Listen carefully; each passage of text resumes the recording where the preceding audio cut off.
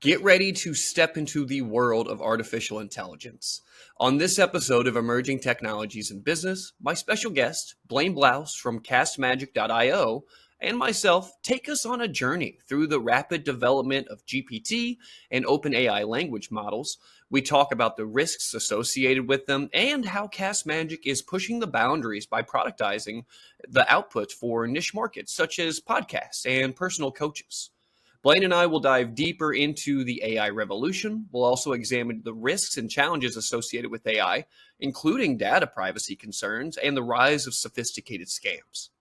Tune in to stay ahead of the curve and discover how AI is changing the game. Don't miss the conclusion where Blaine and I delve into the endless possibilities AI can unlock and the explosion of startups chasing after their piece of the AI puzzle. Trust us, after listening, you'll want to hit that like and subscribe button for more. Oh, and one more thing. This whole introduction was written by AI in CastMagic for this episode. Hello, tech friends, and thank you for tuning in to Emerging Technologies in Business, where we take a deep dive into different technologies that are impacting businesses today and in the very near future. I'm your host, Brock Riney, and this podcast is brought to you by ConcannonXR. Let's talk tech. Hey everybody, welcome back for another episode. Today I have the absolute pleasure of speaking with Blaine from CastMagic. Blaine, how the heck are you today, good sir? Brock, I'm doing great. Thanks so much for having me on the show. Yeah, really glad to have you here. We've been utilizing CastMagic. We're super excited about all the different things that it can do. And for me personally, going through a lot of the rigmarole that it takes to produce a podcast and a weekly episodic type of video, this really put a lot of throughput back into my life. And I think the first thing I want to ask you is, if you wouldn't mind, can you give our audience an understanding of how CastMagic has incorporated AI into its products and services so they can understand what their benefits would be to your end clients? Yeah, absolutely. So I'll give a quick little background about myself, the product, what we do, and how it benefits everyone. So For me, I'm a startup founder. I've been working in startups for like the last 10 years. And I also happen to host my own podcast, which is called D2C Pod, where we bring on founders and operators of the biggest direct-to-consumer brands. And throughout that process and having a podcast and speaking with all these guests, we started to find there's such amazing content that we're covering in these long-form conversations. But when it actually came time to getting the value of those conversations out there and extracting all the value from that long-form audio, it was really cumbersome, right? So we would have to take that audio file, run it through a transcription service. After we'd transcribed it, you still, even if we had, shipped that transcript off to someone else, like a content editor, a lot of times they'd miss out on a lot of the context that I as a host would have with our guests, right? So as soon as we saw the emergence of AI popping up, we thought there'd be an amazing opportunity to productize something for our own internal workflow, which was extracting all the value of the conversations we're having and putting it out there to be able to be written into blog posts, into tweet threads, into quotes from the guests, into all the really valuable parts of what you want to put out as a content creator. So yeah, that's what led to creating CastMagic. I think it's brilliant too. So you can put everything that you've recorded into CastMagic. It then spits out, hey, here's a couple of top 5 thumbnail posts that you might want to put for the actual title for the episode. It pulls out these little excerpts of really good conversation that we have. And Blaine, I'm the same way. It's amazing. Like when you record as many episodes as you and I probably do, they do tend to all bleed together at some point. Sure. And if you're not taking those little golden nuggets as soon as you record, you tend to forget about them because everything runs in. Like, I remember 3 good things that Blaine said, but that was 3 weeks ago. And I can't remember the other 7 that were really pertinent at the time.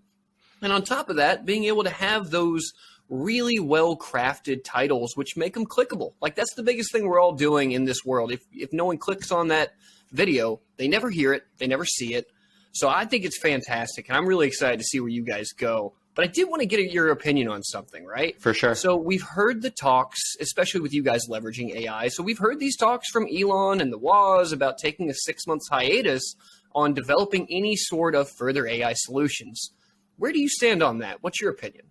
So normally I have mixed feelings about it, right? On one hand, I completely agree with what they're saying because I don't think we've ever seen the rapid pace of development like we've seen in AI now, right? Like Right. it's unlike any. You've got part of it. People are saying, "Oh, it's a hype bubble," but it's if you actually look at what it's able to do and what it's able to unlock from a labor perspective and a content output perspective and all the different use cases, it's absolutely incredible.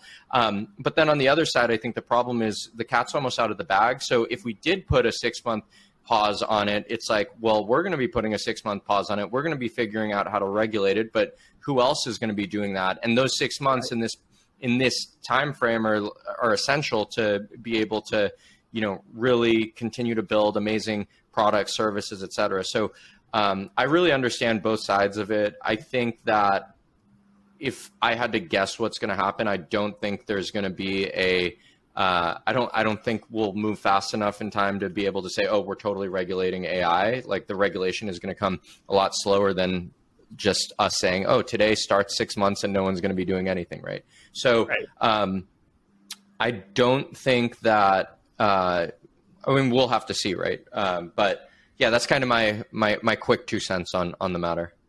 Yeah, and I think it's easy to say that we need to take a 6-month hiatus, but let's be honest, people are finding ways to monetize this. So getting people to stop monetizing something that's a new technology is going to be something that's really hard to do. I understand the need for it too, just like you were saying. It's like when the internet came out, there needed to be rules and regulations that were put out.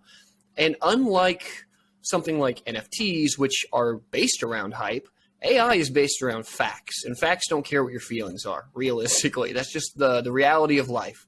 So I think they're two very different things, but I see the potential for danger, but I also am super curious about what can come from this long term, And I think one of the questions for you, just because you have such a good basis of this, how do you see AI and machine learning changing your industry, changing the way that we bring content to people in the coming years? Are you doing anything, or is CastMagic doing anything to try to stay ahead of that curve, even with this potential 6-month hiatus thing going on?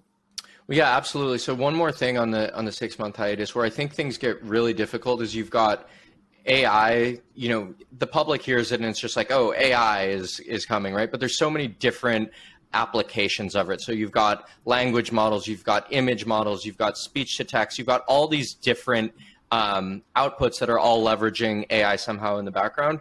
And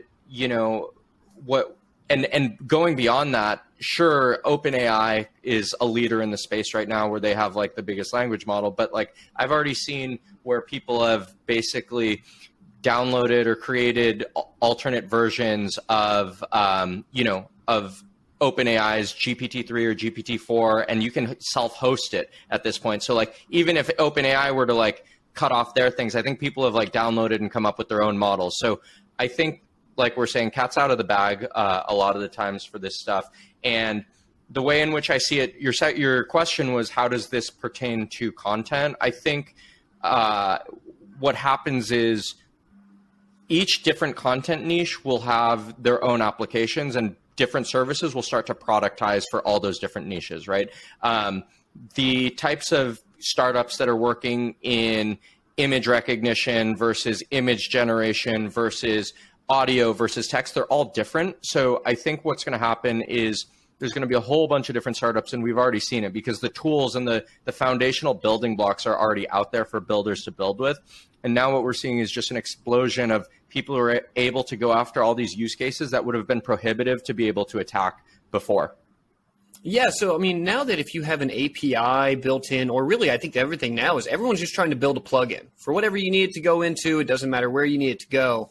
I think the biggest thing is the ethical considerations that have to be done for companies when they're going to be deploying AI solutions. I mean, we've seen several things where we've seen the fake pictures, the deep fakes, and everything else like that. They're getting better and better. What type of ethical considerations do you think businesses should take into consideration before they implement AI? Yeah, I mean, there's a couple, right?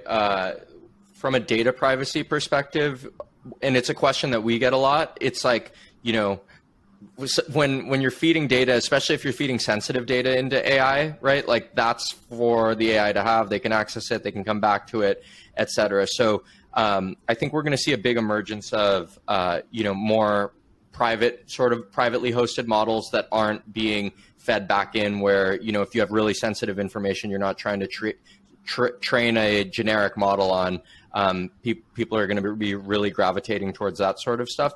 But I think as far as ethics are concerned, and where I get worried a little bit of where this all goes, I think AI kind of gives the perfect set of tools to people who are also nefarious actors to be able to like productize and create different things, whether it's scams or anything like that. I mean, as long as we're around, people are going to be trying to like bend or break the law, and it's just an incredible tool set to be able to do that, right? You've got, like you were saying, you've got deep fakes where now you're superimposing a different face on a video. You've got audio. I'm sure you've seen it, but like, you can change the voice of someone and to sing like someone else. You've got, you've got image generation, you've got text, you've got literally everything that you need to run a highly sophisticated scam. So it's going to be really weird to see where things kind of go.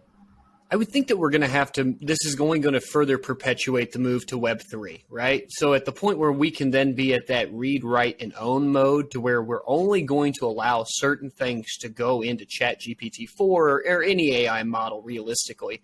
And I did read a report the other day that was telling businesses very specifically not to put business proprietary information into Chat GPT-4 or any of the other AI models. And that's pretty valuable. I mean, we're going to have to start developing training for our end employees of, hey, don't utilize anything like this with our company information, because then it's out there. And then people will be able to utilize that because it's a growing model, realistically. It's never going to be done. There's never going to be an end to what this AI is going to learn unless we finally kill it off ourselves. Yeah, absolutely. And you even see it right now. And I think it's this interesting trade-off where you've got, for example, plugins coming to ChatGPT, where you've got private companies or public companies in that vein who are saying, wait a minute, we have all this proprietary data. If we open up our data to ChatGPT as a platform, now more and more people are able to access what we've got, and we can create it as a new lead gen channel for our own business. So they're going to be incentivized to put their stuff out there. But then on the other side, kind of what you're saying is, if you've got really sensitive data, why would you go ahead and feed it into OpenAI? You don't know if other people are going to be access what you're putting in through OpenAI. If that, right now, it's sort of unclear. I know with, Chat GPT before, everything before 2021 is logged, everything after is not. But, as that starts to open up, you could see an instance where the minute you put data in, and don't signal it a certain way, you'll end up with other people being able to potentially access it. So we'll have to see. And that's just something that we're going to have to be pertinent with our data. We're going to have to make sure that we just don't release those type of things. I got one more question for you as far as the great and bad for AI. I'm trying not to make it all doom and gloom, and we'll definitely ask a couple more questions here about CastMagic. But the biggest worry for me is the growth of AI is that it could very quickly displace hundreds of thousands of jobs across the world, literally all at once. So how can we both leverage AI and respect the impact that its positive and negative effects are going to bring to society? So I think it's a really good question, where I've sort of seen it, because I think CastMagic is a really great example of this, right? Before we built CastMagic, there were literally people whose full-time job it was to go through, parse a transcript, find the quotes, write out the tweet threads. There were agencies that would do this, and they charge $5 or $10K a month just to do the service that we're able to provide for pennies on the dollar. But with that being said, I think the human lens is, at least for now, maybe in the future I could be wrong, but there's always something great about having that curator's lens to whatever your output is. And what I've even seen with CastMagic is the services or service providers that'll leverage us, they are using CastMagic to do all the legwork, and then they're kind of leveling up what their job becomes. So now that they don't have to do the legwork, they can spend more time on all the things that add the finishing touches, which brings more value to their job. So, I think so long as workers and industries can think about, okay, what is the legwork that we're able to solve with AI? And if that was unlocked, where would we focus your time now. Sure, there's going to be certain jobs that, like you said, are just totally wiped out, and people in labor will have to adjust to that. But I'd say for the vast majority, a lot of the legwork is going to be taken care of by AI, and then people can really focus on the things that AI still can't quite do. Yeah, I think we're definitely going to find more throughput. The hardest thing in my brain is just how we're going to be able to reevaluate so many jobs all at once. And maybe it doesn't happen all at once, right, Blaine? It could be a slow roll as things go along.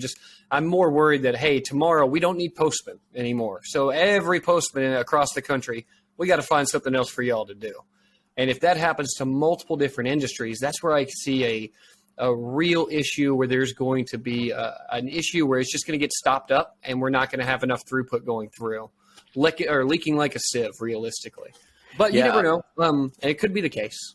Yeah, and I think I think the first jobs, ironically, to be replaced are going to be like the white collar ones. So, I think in your example of the postman, seems like we're a little bit further off from that being fully automated. Sure, but that doesn't really change your point to the fact that, it could be a huge exogenous shock to the system where all of a sudden a whole bunch of labor is being displaced all at once. And there's going to be certain people who can adjust and there's going to be certain people who can't. I think it's also a very interesting time for AI right now because we're dealing with it in an economy where there's been a bunch of layoffs and companies are now basically replacing that labor with highly efficient AI. So it starts to kind of snowball on top of itself. I kind of find myself on that side where I was working on a company before, I stopped working on that company, and then all of a sudden now I had building blocks to start building my own company with AI. So it's going to swing a little bit of both ways, and there's going to be amazing entrepreneurs and companies that are born through the things that that AI unlocks. So again, I think it's just a constant game of evolution that's like unfolding right in front of our eyes. Totally agree with you. And enough doom and gloom about AI. There's lots of great things that come with it. So don't misconstrue my words, people. You just want to talk through where the benefits and the negatives are as well. So for Blaine, for you guys, are there any AI related initiatives or projects that are coming up for CastMagic that you can speak about, or anything like that may be fitting into your overall strategy going forward? Yeah, absolutely. So I think, first I'll give you a little overview of where we're at, what we've done, and then I can point to like where we're going and what's enabled by what we've done. So the first starting point was like, okay, let's upload a piece of audio, right? And then once we've uploaded an audio file, how do we start extracting value from that audio and getting those outputs as close to the desired outputs of all the different platforms you'd want to distribute, right? So for example, if we upload an audio file, how do we instantly get that as close to what you would want a tweet thread to come out like with that audio as the input? How do you get as close to a blog post based on that audio as the input? And where we go from here and what we're able to unlock is now you're able to do it at level one, call it, where one audio in equals a couple, like 10 or 20 outputs out, right? What we're going to ultimately be able to do is be able to start embedding all of the content within, call it a podcast catalog or whatever audio library that you're working out of, and then start to like also build similarity and build bridges across all this content through embeddings, right? So that's going to be really exciting because say for your pod, if you're talking about emerging technologies and you cover a couple different sectors, say you wanted to put together a thought piece on AI, right? You can be able to go back and start extracting all the content that you've talked about AI across all your episodes instead of just querying one specific episode. So I think that's a really exciting development that we're working on at the moment. And yeah, a whole bunch of different opportunities start to get unlocked when you start stacking all of this stuff on top of itself. That's amazing. And I can only imagine how much additional throughput that is to go back through even 10 episodes to go pull out every time that I spoke about IoT.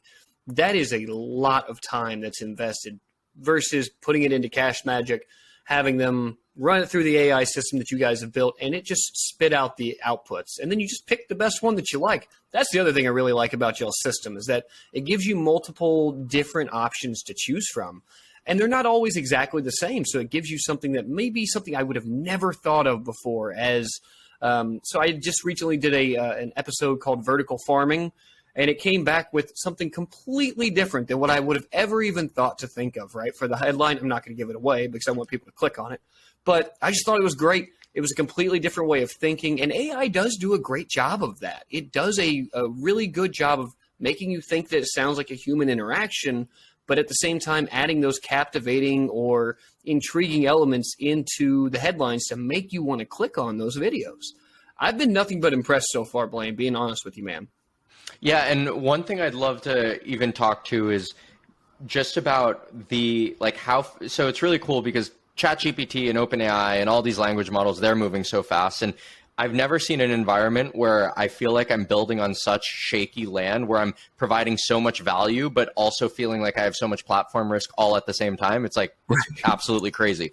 But I think for us, as we think about building as a company and what we're really good at, it's how do we productize these types of outputs and these types of responses for particular niches? So podcasts is one example, but we've also seen an amazing response from other types of audio creators, whether it's personal coaches, therapists, like all these different use cases who spend a lot of time talking and have a lot of long form audio where they're trying to get outputs from. They've been using CastMagic for their use cases as well. So I think where we fold into the picture, it becomes, okay, well, you know, let's not just say we're a simple interface where you can upload audio into Chat GPT, but how do we productize workflow? How do we create really fine-tuned and really incredible outputs to that, to your point, start going beyond just like, oh, this is something where I could have just dragged an audio file, transcribed it, put it in Chat GPT and asked a question, right? So that's kind of what's on the top of our mind is like, we've already created a whole bunch of value for people who are using us and processing long form